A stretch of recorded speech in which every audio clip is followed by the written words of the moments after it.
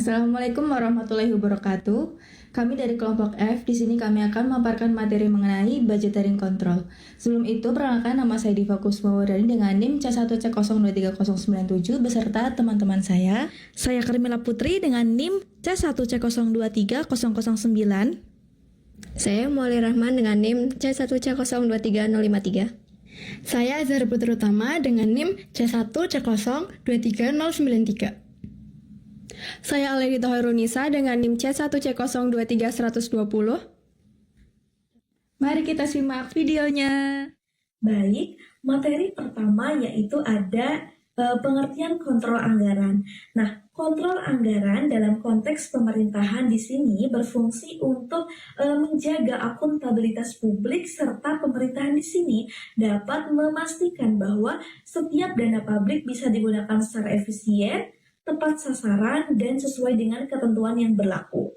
Adapun slide selanjutnya, di sini ada prinsip-prinsip klasik atau aturan dari anggaran. Yang pertama ada kesatuan. Kesatuan hanya ada satu anggaran utama saja, di mana semua pengeluaran di sini harus melalui anggaran tersebut. Tidak ada pendanaan di luar anggaran. Yang kedua ada anggaran berimbang. Jadi anggaran berimbang di sini pengeluarannya dibiayai sepenuhnya oleh pajak untuk mencegah defisit dan menegakkan disiplin fiskal. Yang ketiga ada non-hipoteksi pendapatan, yakni semua pendapatan termasuk pajak tidak digadaikan untuk tujuan tertentu. Jadi semua kas di sini masuk ke kas umum negara. Selanjutnya akan dijelaskan oleh rekan saya. Selanjutnya, kita harus memahami dasar otoritas pajak, di mana tidak ada hipotesa yang terkait. Berarti, kewajiban kita untuk membayar pajak itu mutlak, terlepas dari kita menyetujui ataupun tidak atas pengeluaran tersebut.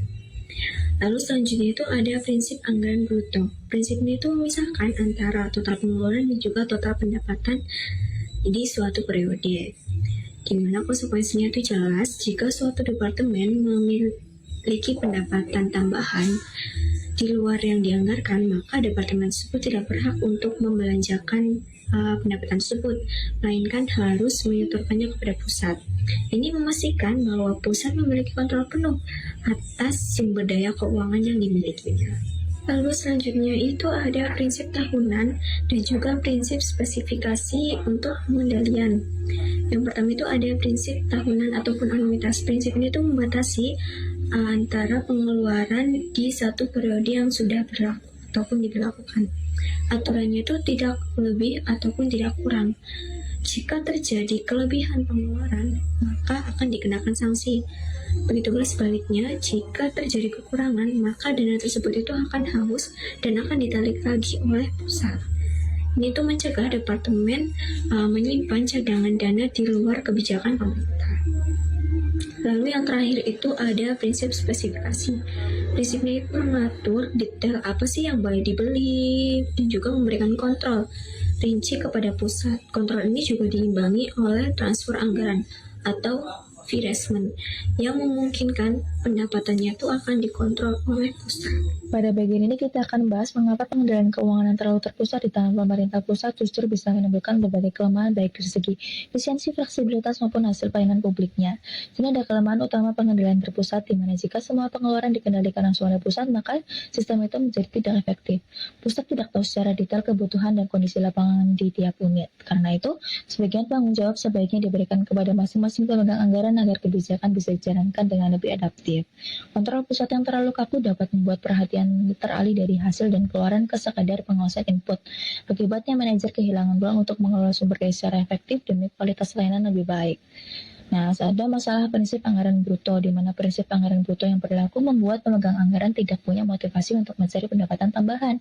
Karena kalau ada dana tambahan, dana tersebut akan langsung dikuasai oleh pusat. Jadi seperti pendapatan tambahan itu hilang ke pusat gitu. Padahal bila diberi sedikit insentif, unit kerja itu akan lebih kreatif untuk meningkatkan pendapatan, atau dengan kata lain solusinya yaitu memodifikasi prinsip untuk memberi insentif terbatas. Tetapi memberikan insentif juga punya resiko di mana pemegang anggaran tertentu bisa mengumpulkan dana dari kelompok yang kaya sehingga arah kebijakan nasional nantinya itu bisa terganggu. Selanjutnya ada masalah anualitas atau tahunan anggaran. Prinsip anualitas atau sistem anggaran tahunan itu sering menimbulkan fenomena year end rush, yaitu pengeluaran besar-besaran di akhir tahun anggaran. Hal ini membuat belanja menjadi tidak efisien, bahkan cenderung boros. Penyebabnya itu karena ketidakpastian kondisi dan kebutuhan anggaran. Banyak pemegang anggaran menunda realisasi hingga situasi lebih pasti. Akibatnya terjadi penumpukan pengeluaran di kuartal terakhir tahun fiskal. Itu saja. Dampak tidak diinginkan dari anualitas anggaran yang pertama, peningkatan pengeluaran tidak proporsional di akhir tahun. Pemegang anggaran memiliki keharusan untuk tidak membelanjakan anggaran tahunan secara berlebihan yang menyebabkan pelonjakan pengeluaran yang tidak proporsional. Yang kedua, insentif untuk pengeluaran yang buruk dan pemborosan. Pemegang anggaran didorong untuk menghabiskan seluruh dana yang mengakibatkan pemborosan dan pengeluaran berprioritas rendah. Hal ini juga dapat memicu manipulasi transaksi dan manipulasi akuntansi. Yang ketiga, konflik tujuan. Beberapa pemegang anggaran cenderung membedakan tujuan mereka sendiri dengan tujuan pemerintahan secara keseluruhan. Yang keempat, cadangan tersembunyi. Pemegang anggaran dapat membangun cadangan tersembunyi dengan melebih-lebihkan jumlah yang dibutuhkan pada pos-pos yang tidak menarik perhatian politik. Upaya dan pendekatan untuk mengatasi anualitas anggaran yang pertama, sistem pengendalian yang lebih ketat. Memperketat sistem pengendalian pengadaan, kebijakan remunerasi yang memberikan penghargaan kepada pemegang anggaran yang membelanjakan kurang dari yang seharusnya. Penetapan batas jumlah yang dapat dibelanjakan di bulan-bulan terakhir setiap tahun. Yang kedua, perencanaan dan penjadwalan pengeluaran. Identifikasi lebih awal potensi kekurangan anggaran untuk realokasi, pengembangan proyek-proyek siap pakai yang disiapkan untuk segera diimplementasikan jika memang terjadi kekurangan anggaran. Lalu, ide yang sama dapat diterapkan juga untuk pengeluaran diskresioner cepat. Yang terakhir, modifikasi aturan anuitas. Aturan anualitas dapat dimodifikasi atau bahkan dihapus, misalnya dengan mengizinkan pengalihan sebagian atau seluruh saldo anggaran yang belum dibelanjakan ke tahun fiskal berikutnya. Baik, selanjutnya mengenai laporan anggaran. Di sini ada beberapa isu penting dalam laporan anggaran. Yang pertama, meliputi ketepatan waktu, di mana laporan itu harus disajikan secara cepat agar berguna bagi pengendalian. Yang kedua itu amount of detail, di mana ini tuh harus disesuaikan dengan level tanggung jawab manajerial. Nah, yang ketiga itu kemudahan yang dipahami atau understandability, di mana laporan itu harus mudah dipahami oleh non-akuntan seperti kepala departemen. Nah, yang keempat itu ada keterkendalian, jadi laporan itu harus menunjukkan sejauh mana anggaran dapat dikendalikan oleh pemegang anggaran. Yang kelima itu ada profiling, di mana penyusunan profil pengeluaran sepanjang tahun agar kontrol lebih akurat. Nah, yang terakhir itu ada dasar akuntansi. Sebaiknya dasar akuntansi ini berbasis akrual agar mencerminkan posisi keuangan sebenarnya. Nah, selanjutnya di sini ada contoh laporan pengendalian anggaran atau budgetary control report untuk setengah tahun pertama di sebuah departemen pemerintah.